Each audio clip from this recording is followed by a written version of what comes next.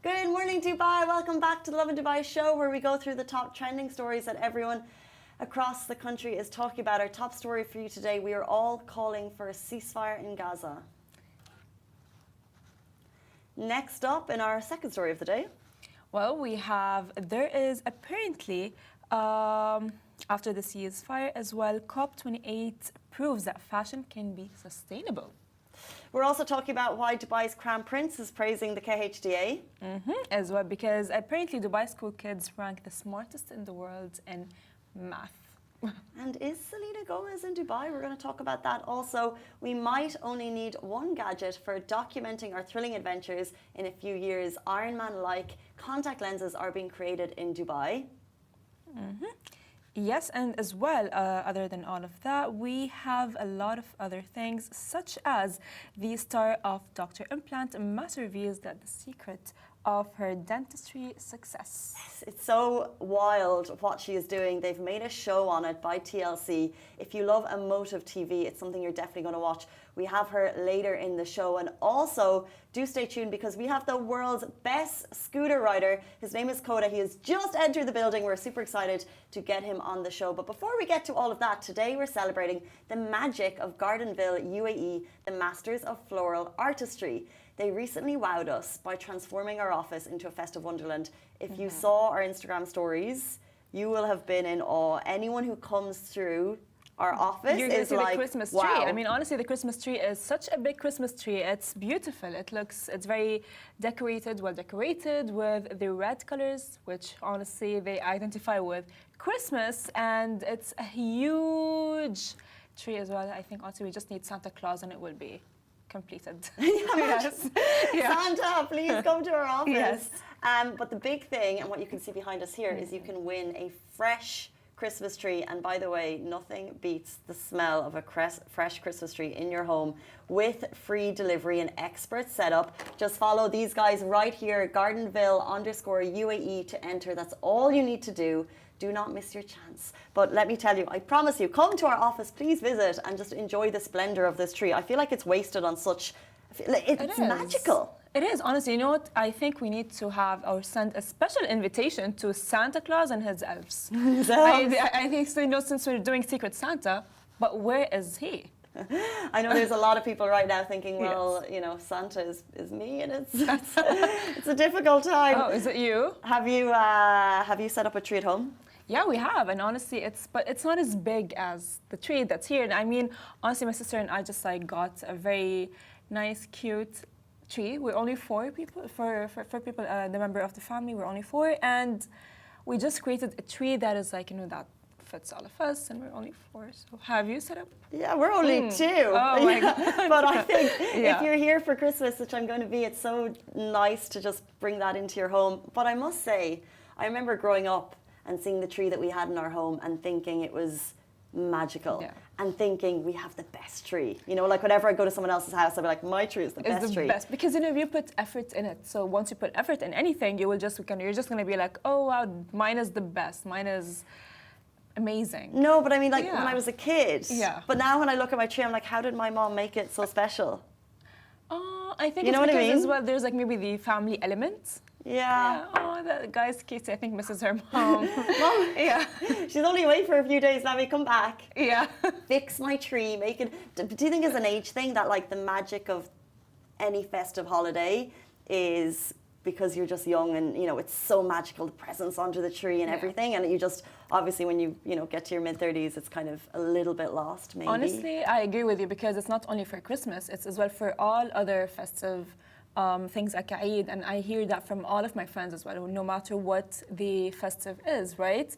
So whether it's Christmas or Eid or even New Year's, by the way, you don't just enjoy it as much as you do when you're a kid. When you're a kid, that's the only thing that's occupying your mind.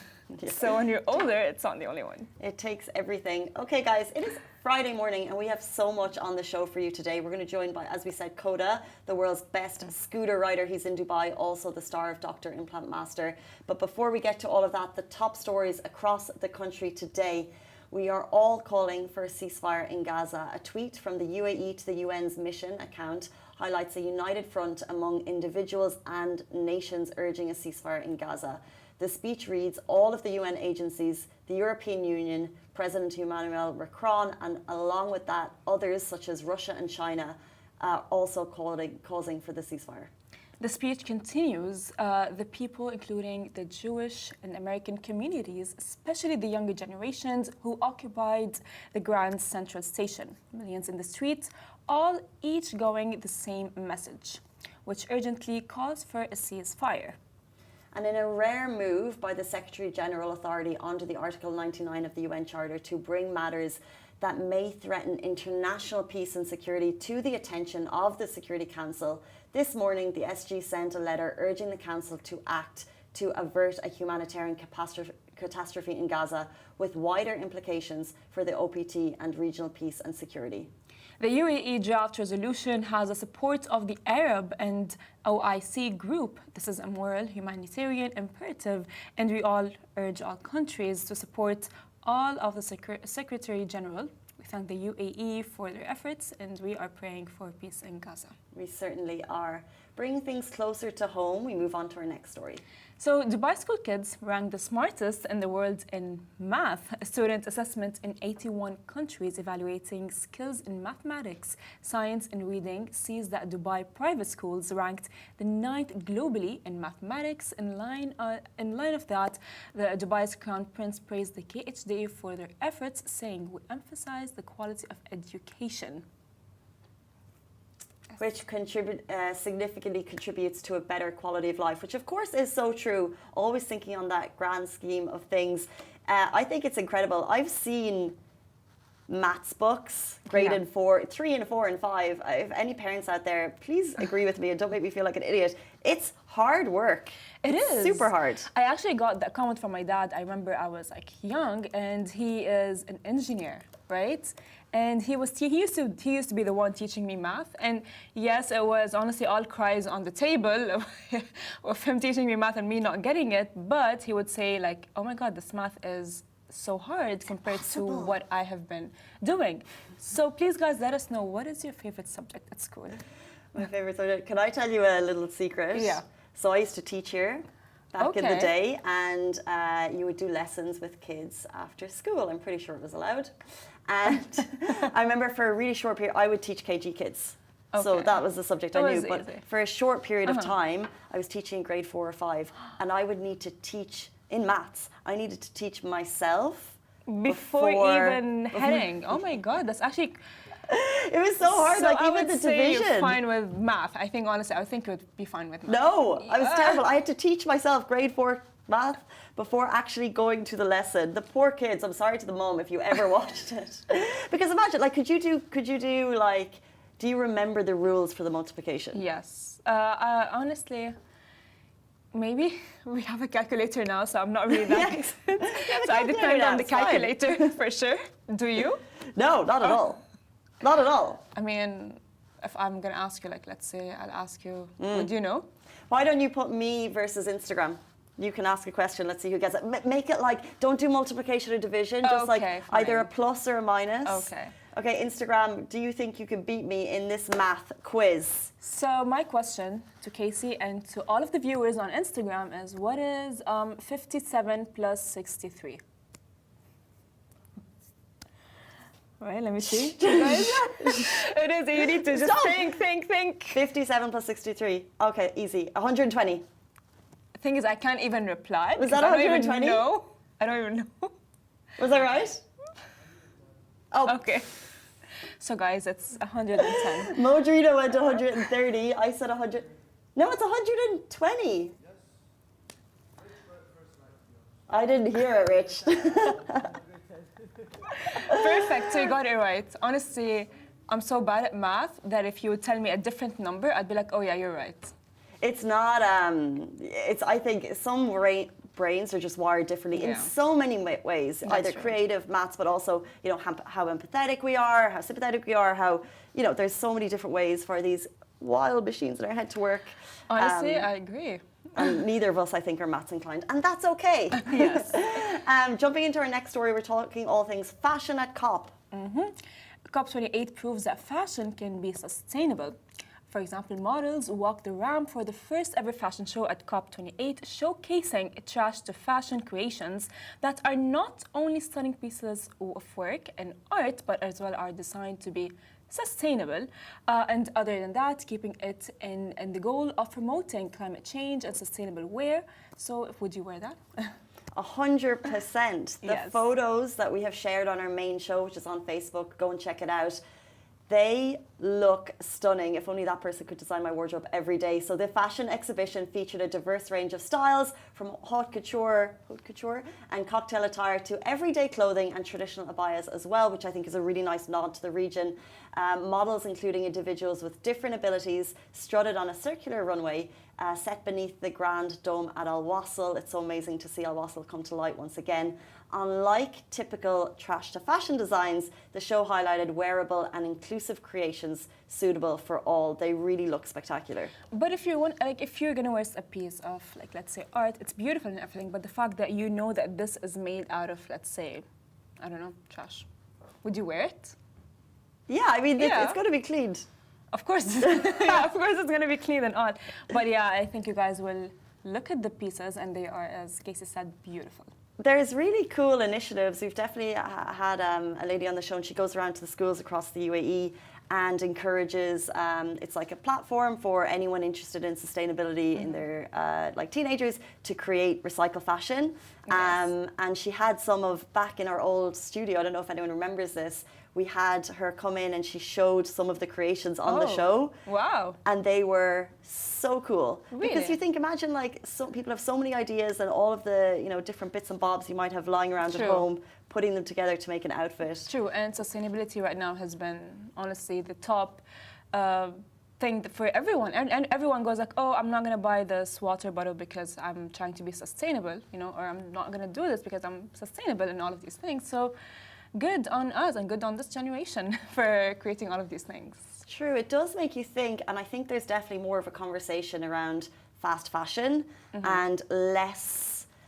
Do you think it's a generation thing, but less of a reliance on kind of like the quicker, cheaper high street, and people are investing more in more expensive pieces that will last you longer, and therefore you're not just doing like, I'm only going to wear this once and throwing it away? I mean, honestly, I feel like maybe this generation, we are blessed with social media and so it gives us a lot more knowledge, right? And because of that, you know, it has been just like spreading, like, as we say in my country, it's obviously it's not like literally, but like spreading like ants, right? So, which is causing like a lot of awareness to sustainability, a lot of awareness towards what we should and what we should not do to protect our as well Earth, and as well it all goes back to the United Nations, and you know how like little kids are there like defending like, oh, we need to protect our Earth and we need this and we need that, which is honestly amazing. And we're seeing so much of that at COP28. Yeah. Speaking though of innovation, I'm going to bring you to our next story, moving maybe towards away from sustainability, but a Dubai startup is creating Ironman-like contact lenses. So if you've ever wanted the Ironman contact lenses where basically put a computer in your eye, a Dubai startup is making that happen, and they report that these lenses could be available for purchase by no sooner than 2027. As well, Dubai startup Expansio reveals that prototypes of its smart contact lens having secured $40 million in seed funding last October. The company plans human trials in 2 years, with the lens available in optical stores by 2027 or 2028, according to the National. These look insane. The 3 prototypes promise an infinite extended reality view, displaying tasks from documents to meetings and gaming exclusively for the wearer. Basically, imagine the notes on your phone. This is how I think of it. That would be in your eye. It's powered by AI, and the goal is to reportedly replace laptops and phone devices. Price-wise, you're looking at more expensive than the latest iPhone, so like, let's say 7,000-8,000 dirham. And charging capabilities would be done in an airbud-like case. You'd also probably have to change them quite regularly because obviously contact lenses can get dirty.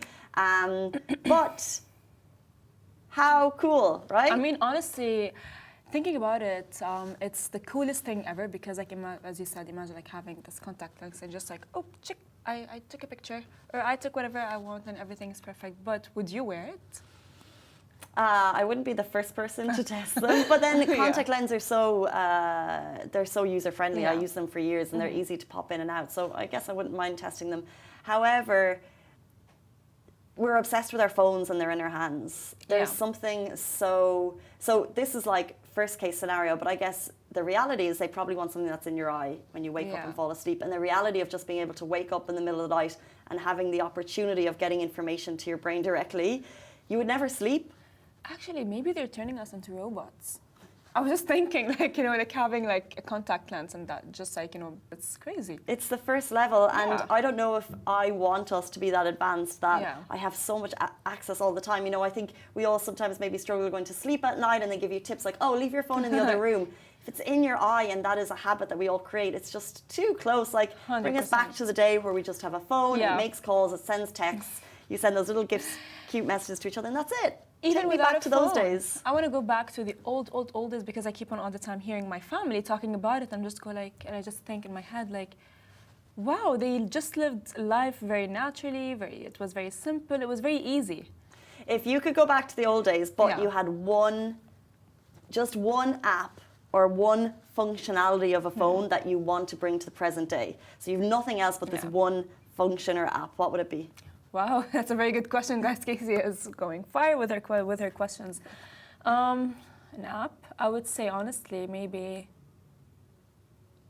Bumble. I'm joking. I'm thinking No. like Google Maps, you know? Because like how do people get around? I mean, honestly, even with Google Maps, I don't know how to get around. Even with Google Maps, guys, I just like lose my way in a way. I'm just like with my Google Maps, like, oh my God, this is all Google's fault. But I just It is. blame Waze is Google. better. Yeah, Waze is really good. But if I had an app to keep, I would say Instagram, just so I can keep on. Yeah, just so I can see like what my family. No, I don't know. Maybe Instagram, maybe WhatsApp. Either, I think it's a tie between Instagram and WhatsApp. Yeah. Interesting. What would you? Okay. Which app? Yeah, Waze, Google Maps. Google Maps. Like Instagram? No, not at all. Not at all. WhatsApp, I see what you mean. It connects you with Yeah. people around the world. A calling feature would be nice. But the reality is, I do not know how. Like back in the day, imagine having the cities that we have now, and they had to update with It's paper like, maps every oh, single. It's like, oh, you want me to go to Dubai Mall? Wait a second. Okay, so you're not gonna know. No, you're right. But the thing is, even with Google Maps, I every time make a mistake. Yeah, you need to get on Waze. Yeah. Do you know Waze? Yeah, I know, and I have it, but I still, the problem is me. And they're not the problem, I'm the problem. I think we all like. There's Yeah. no one who's not missed an exit in Dubai That's if you've true. been driving for a couple of years. And you miss one exit, and it's like, it's like you have to like go all around, and just like, all of a sudden you need 20 minutes extra. However, wouldn't life be so much easier if we were riding scooters? Which takes us to our guest of Friday morning, one of two. We're going to be live with Dakota Schutz, the world's best scooter rider. He's going to be with us after this very short break. Do stay tuned.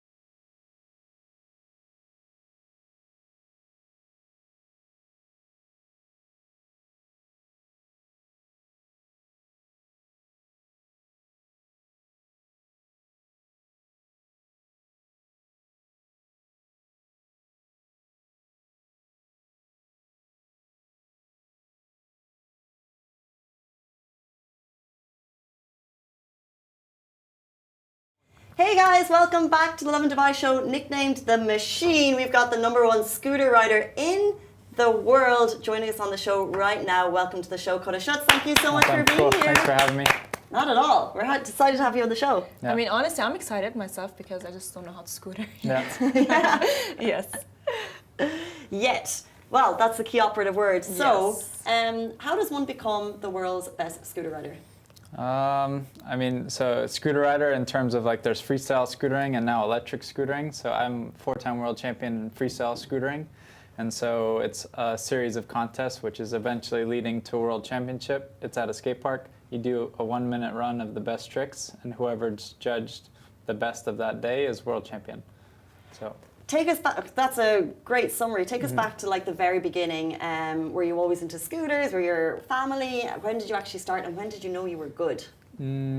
I think I started maybe 2006.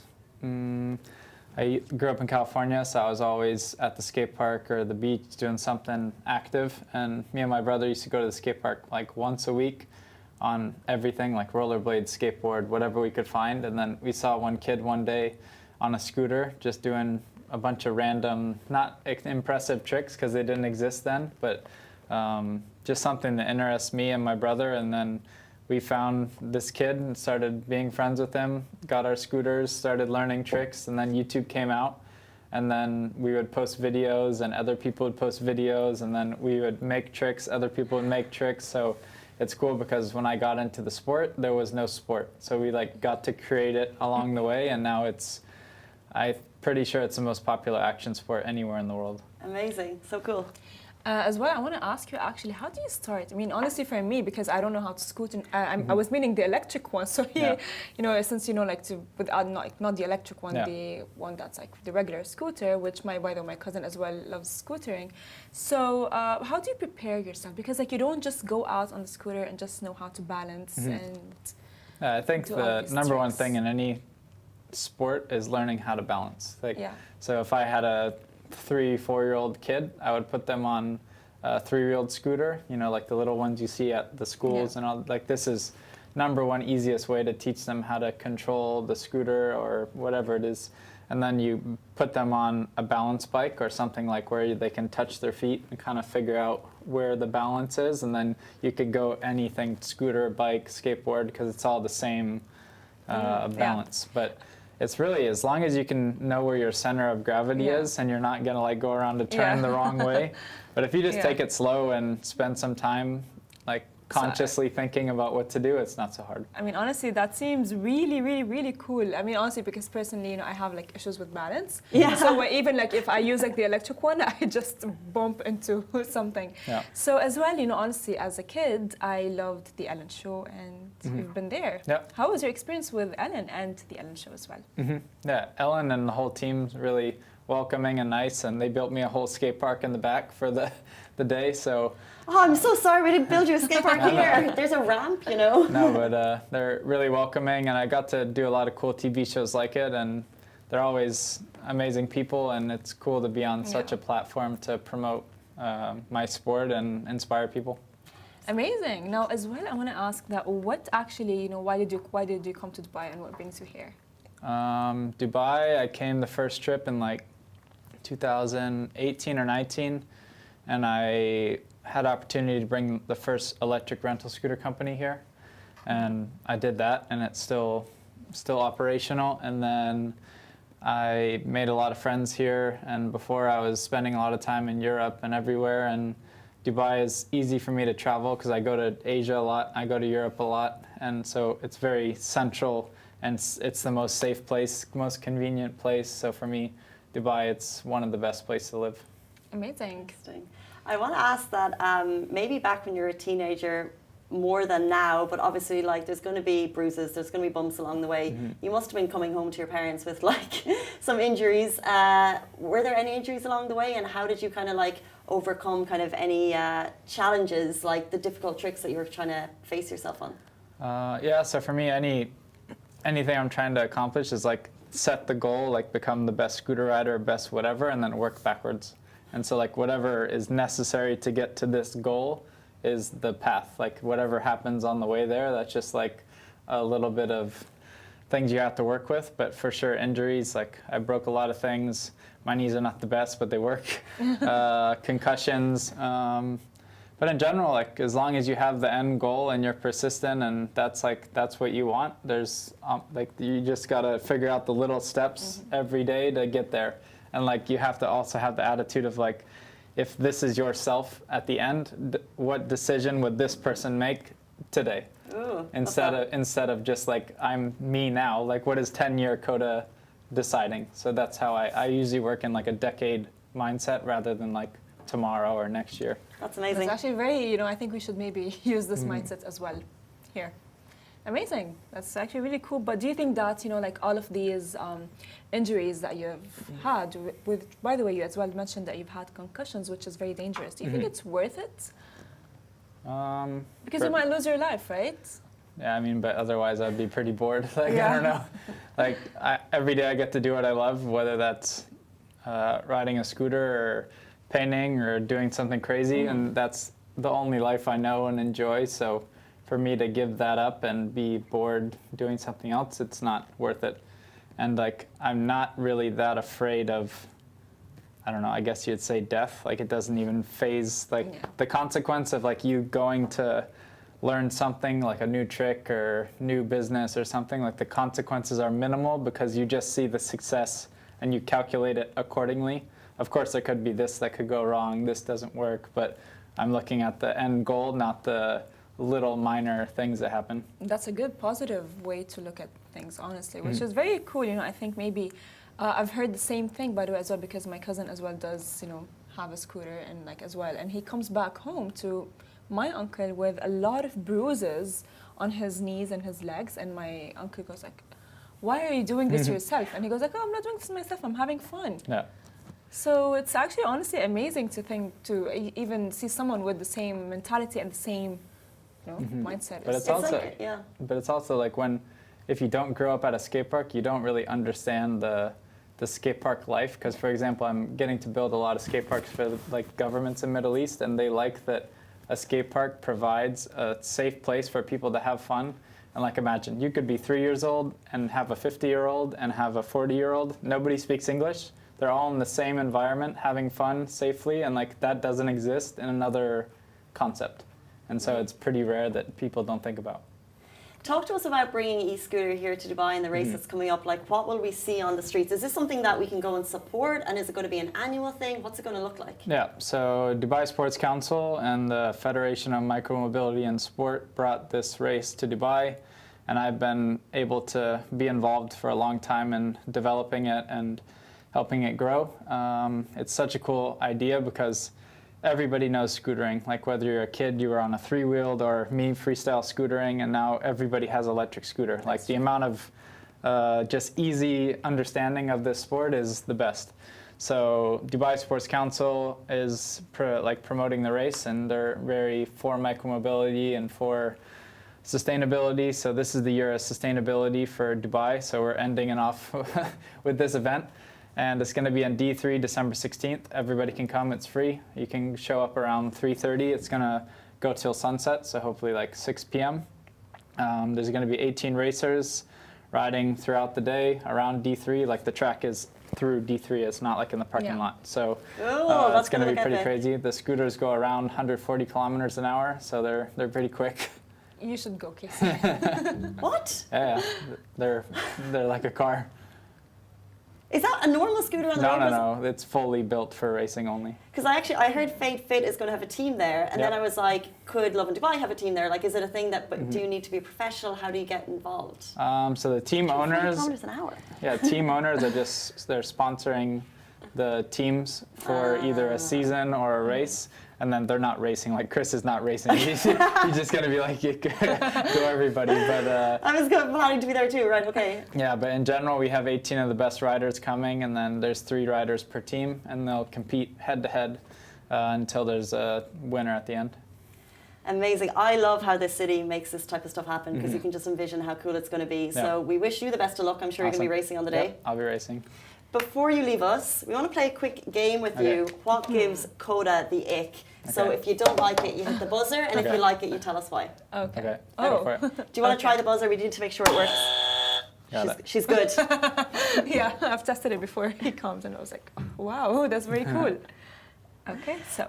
All right, what gives Coda the ick? Cleaning clogged drains. Cleaning? Yeah, that's not happening. Why? I don't know. It just seems gross. Why is it gross though? You know what I mean? I think what's in there. I mean, you're It's just cleaning, hair. right? But also, I agree. It's I don't know. icky. It's just not a good situation. Well, Superstitions. I don't know. I don't really care about nothing like that. No lucky socks before you go for a ride. No. no. No. All right, well, this is a very funny one. Android phones. I used to have them, so I'm not against it. But I like the easability of iPhones. All I right, was well, Android for like 10 years. Like, great. what about a cake face? Like if a girl comes up with like a Yeah. very... Yeah, I mean, honestly, it's not only your ick, it's every guy's ick. Yeah, I don't Which know. I mean, is- some people love it. Even the Yeah. girls, like, go for it. It's not up to me, but yeah, for me, no. No? No. I mean, honestly. Dating no. apps. No. No. No. As in icky? Ah, yeah, sure. Okay, well, Greg's. Oh, sorry. Greg's, It's an like- English sandwich. Yeah, I know. It's sausage roll is the Yeah. best. Yeah, it's good. Oh, so you like it. Okay, perfect. What about waxing? Waxing? On I don't guys. know nothing about If waxing. a guy like comes and waxes, does it give you the ick? On his Come body? and Like waxing? waxes his arm, waxes his leg? The chest waxing of the men. Yeah. I mean, it depends, because like if you're a cyclist, like you have to do that. So I Okay. can't be against it if you're like for a sport. Okay. So for a sport, it's okay. Maybe like normal If it's- life, maybe not. Yeah, it's not like it's gonna give you the ick. Dubai pool clubs. What is that? Like pool clubs that you go to in Dubai. Give me an example. What is a pool club? Like Aura, Zero Gravity, Cove Beach, Nikki Beach. You wouldn't find me there, but I think it's a cool concept for people to enjoy a weekend. So it doesn't give you the ick. Okay.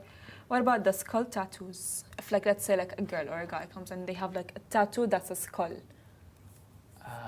Yeah, I probably wouldn't like this. Yeah. Imagine. Yeah. I mean, and then honestly, the yeah. very last one, knuckle cracking. I do it all the time, so I like it.